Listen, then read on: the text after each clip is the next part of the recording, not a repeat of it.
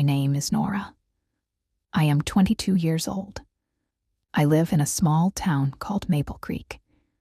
It is a quiet town with tall green trees and a slow river. My life changed very fast last year. I felt lost. I felt alone. This is my story about that time. It is a story about hope and about being left alone. Before last year, my life was simple. I lived with my parents in a small, cozy house. My father worked at the local post office. My mother grew flowers in our garden. They were not rich, but we had enough. We had love. I helped my mother with the flowers. I liked the smell of the earth and the colors of the petals. I finished high school. I did not go to college. I wanted to work first, maybe save some money. I worked part-time at the town library. It was quiet there. I liked books. They took me to different worlds. Then everything changed. In the spring, my father got very sick. The doctors said it was serious. He could not work anymore. My mother stopped working in the garden. She stayed beside my father every day. I worked more hours at the library, but it was not enough money. The hospital bills were very big. We started to worry. Our house felt heavy with sadness. One cold evening in autumn, my father passed away. My mother cried for many days. I cried too, but I tried to be strong for her. Then, just 2 months later, my mother got sick. The doctor said her heart was weak. Maybe it was the sadness. She missed my father too much. She joined him soon after. Suddenly, I was alone. The house felt empty. The garden was quiet. The flowers started to fade. I was 21 years old, and I had lost both my parents in just a few months. I felt like I was drowning. There were still bills to pay. The house needed repairs. I did not know how to manage everything. I worked at the library, but the money was very little. Some days, I did not eat much. I just drank tea and looked out the window. The world felt gray and empty. My friends from school had moved away for college or jobs. I felt truly alone in Maple Creek. I was scared. Every night, I cried myself to sleep. It was during this dark time that I met Leo. He was older than me, maybe 30 years old. He came to the library often. He had kind eyes and a warm smile. He saw me crying quietly one afternoon behind a bookshelf. He came over and asked, "Are you okay?" I could not speak. I just shook my head. He sat with me for a little while. He didn't ask many questions. He just talked softly about a book he was reading. His voice was calm. It made me feel a little bit better. After that day, Leo started talking to me more. He asked about my parents. I told him my story. He listened carefully. He looked sad for me. He said, "That is too much for one person to carry." He started helping me. He brought me food sometimes. He helped me fix a broken pipe in the house. He helped me understand the bills. He told me stories about his work in the city. He worked for a construction company. He seemed strong and capable. He seemed like he knew how to handle life. One evening, we were walking by the river. The sun was setting. The sky was orange and purple. Leo stopped and looked at me. He took my hand. His hand was warm and strong. He said, "Nora, you don't have to be alone anymore. I care about you. I will protect you. Let me help you." His words felt like a warm blanket on a cold night. I looked into his kind eyes. I believed him. I needed someone so badly. I needed hope. And Leo, he felt like my only hope. I started to depend on Leo for everything. He helped me pay some difficult bills. He advised me on what to do with the house.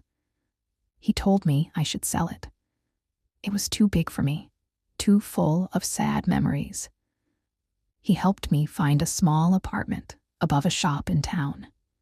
It was not much, but it was easier to manage. He helped me move my things. He was always there. When I felt scared, I called him. When I felt sad, he came over. He brought pizza or watched a movie with me.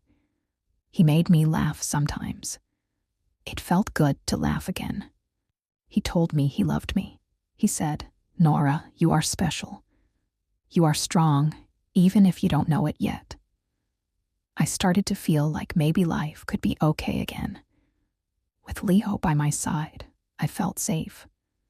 I stopped crying every night. I started to sleep better. He was my rock. He was my shield against the hard world, I thought. He is my hope. He will always be here. I loved him for that.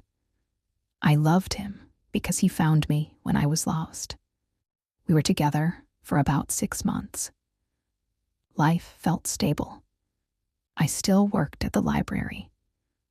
Leo visited Maple Creek on weekends. He said his work kept him busy in the city during the week. I missed him when he was gone, but I waited for his calls. I waited for Friday evenings when his car would pull up outside my apartment. Those weekends felt like sunshine after a long week of rain. But slowly, things started to feel a little different. Sometimes, Leo seemed distant. He looked tired or worried. When I asked him what was wrong, he would say, "Just work stress. Don't worry about it." He started calling less often during the week. Sometimes he canceled his weekend visits at the last minute. He said there was an emergency at work, or he was feeling sick. I felt a small worry in my heart, but I pushed it away. I told myself I was being silly. He loved me. He promised to protect me. One Friday evening, I waited for him. I made his favorite dinner. I put on a nice dress. 8 o'clock came, then 9 o'clock. He didn't arrive. I called his phone. It went straight to voicemail. I called again and again. No answer. I sat by the window, looking at the empty street. My heart felt cold. Where was he? Was he okay? The next morning, I got a short text message from him. It said, "Nora, I'm sorry. I can't do this anymore. I need to go. Please don't contact me." That was it. No explanation. No goodbye in person. Just a cold message on my phone screen. I read it 10 times. Maybe 20 times. I couldn't believe it. He promised. He promised he would protect me. He promised I wasn't alone. He left me just like that. He walked away. The pain was sharp. It felt like my world had cracked open again. First my parents, now Leo. The person who was my only hope, the person I trusted with my whole heart, had abandoned me. I sat on my small sofa and cried. I cried for hours. The food on the table grew cold. The apartment felt silent and empty again. The hope he gave me felt like a lie. Why did he leave? What did I do wrong? Was it me? Was I too much trouble? Too sad? Too needy? The questions filled my head. I felt so stupid for believing him, for depending on him so much. He was my only hope, and now that hope was gone. I felt more alone than ever before. I felt broken. The first few days were a blur. I didn't go to work. I didn't answer the phone. I just stayed in my apartment. I felt numb. I didn't want to eat. I didn't want to move. The world outside seemed too bright, too loud. My small world inside felt dark and silent. I looked at the things in my apartment. Some were gifts from Leo. A small lamp. A soft blanket. They hurt to look at now. They were reminders of his broken promise. After 3 days, Mrs. Gable, the owner of the shop below my apartment, knocked on my door. She was an old lady with kind eyes, like my grandmother. "Nora, dear," she called softly. "Are you all right? You haven't come down." I didn't want to open the door, but she kept knocking gently. Finally, I opened it a little. She looked at my face, my red eyes. She didn't ask questions. She just said, "Come down for some tea, child." I followed her downstairs to her cozy kitchen behind the shop. It smelled like cinnamon and baked bread. She made me sit down. She gave me a warm cup of tea. It felt good in my cold hands. She sat with me and talked about her day, about the weather, about her cat. She didn't mention Leo. She didn't ask why I was sad. She just gave me her time, her quiet company. It was a small thing, but it helped. It helped me feel a tiny bit less alone. That evening, I looked at myself in the mirror. My face was pale. My eyes were puffy. I looked lost. I whispered to myself, "He left you. He was your hope, and he left. What now?" A part of me wanted to stay hidden, to just give up. But another part, a very small part, felt angry. Angry at Leo for breaking his promise. Angry at myself for letting him become my everything. I remembered my mother. She used to say, "Nora, life can be hard, but you have strength inside you, like a little seed. Even in winter, it waits. It finds a way to grow." I thought about her words. I thought about my father, who worked hard every day without complaint. I thought about Mrs. Gable's kindness. Maybe Leo wasn't my only hope. Maybe hope wasn't a person. Maybe hope was something inside me. That night, I didn't cry. I washed my face. I drank some water. I decided I would go back to work tomorrow. It was a small step, but it felt like a start. Going back to work was hard. My job at the library was quiet, but my mind was loud with thoughts of Leo. Why did he leave? Was he with someone else? Did he ever really love me?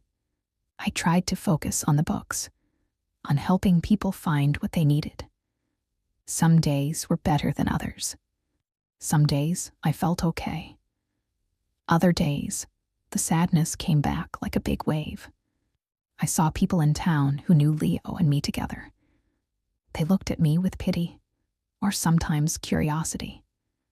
It made me feel small. I started taking different paths to work, trying to avoid people I knew. I felt ashamed. Ashamed that he left me. Ashamed that I had needed him so much. Mrs. Gable was always kind. She often invited me for tea after work. She told me stories about her own life, about losing her husband young, about raising her children alone, about starting her shop with very little money.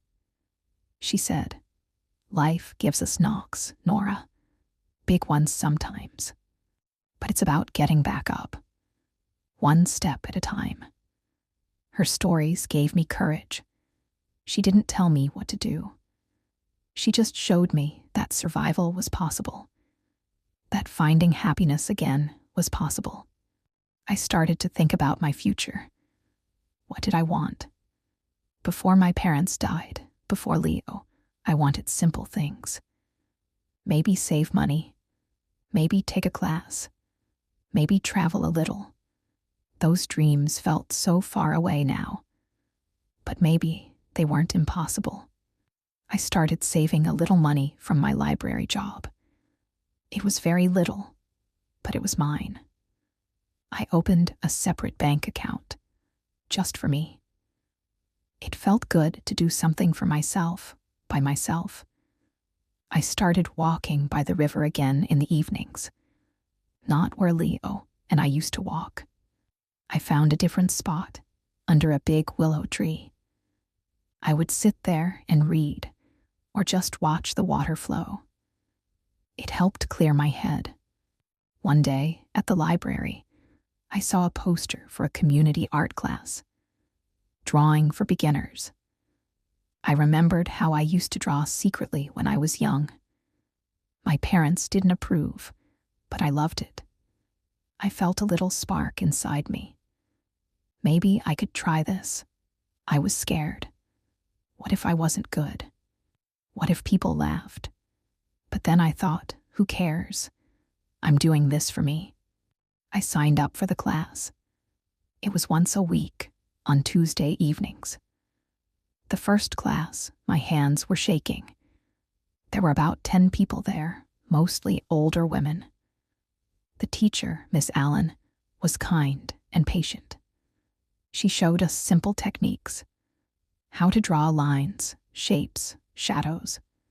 I felt clumsy at first, but slowly I started to enjoy it.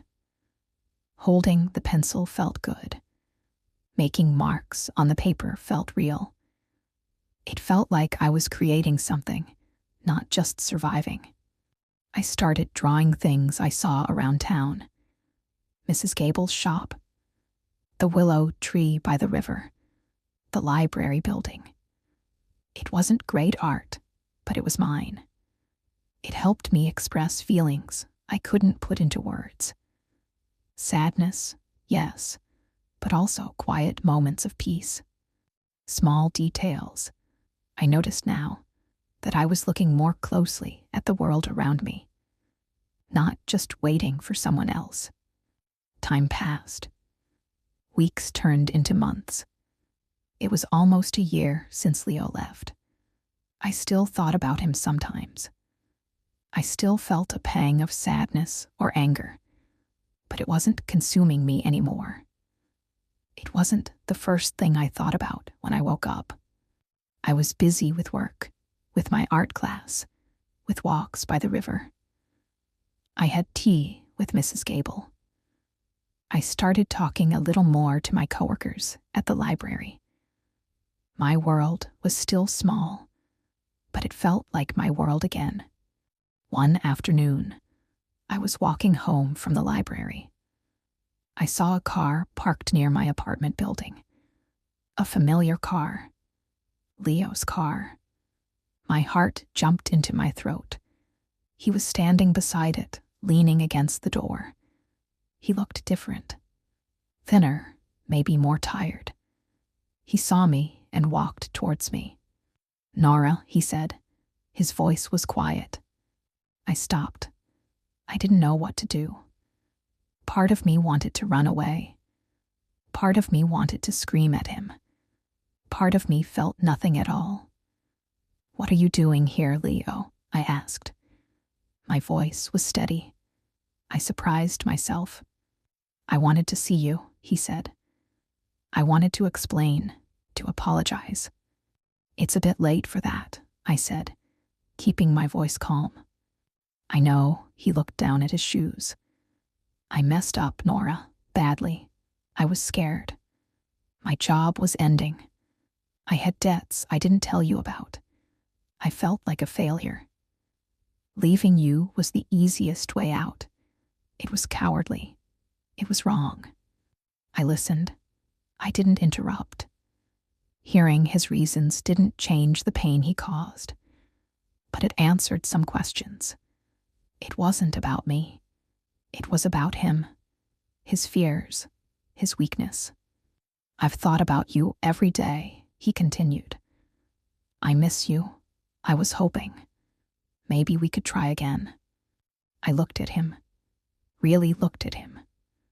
I saw the man I had once loved, the man who had felt like my only hope. But I also saw his weakness, the fear in his eyes. And then I looked inside myself. I thought about the past year, the pain, the struggle, but also the small steps I took. Finding Mrs. Gable's kindness, starting the art class, saving my own money, learning to be okay on my own. I took a deep breath. Leo, I said softly but firmly, I don't hate you. Maybe one day I can forgive you, but I can't go back. You weren't my only hope. I learned that hope comes from inside. I found my own strength. I'm building my own life now. He looked shocked. Maybe he expected tears or anger, or for me to fall back into his arms. He just nodded slowly. I understand, he whispered. I'm glad you're okay, Nora. Truly. I am okay, I said. And for the first time, I really believed it. Goodbye, Leo. I turned and walked towards my apartment building. I didn't look back. I climbed the stairs, my legs feeling steady. I opened my door. My small, simple apartment felt like home. It felt safe. It felt like mine. That evening, I sat by my window and drew in my sketchbook.